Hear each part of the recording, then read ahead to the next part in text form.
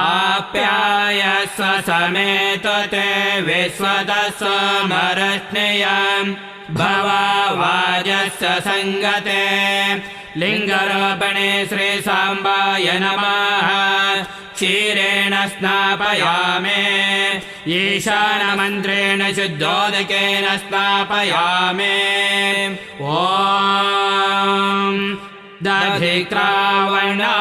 अकारिषम् जिष्णुरस्वस्य वाजिनः सुरभिनो मुखकरत्प्रण आयंसितारिषत लिङ्गरोपणे श्रीसाम्बाय नमः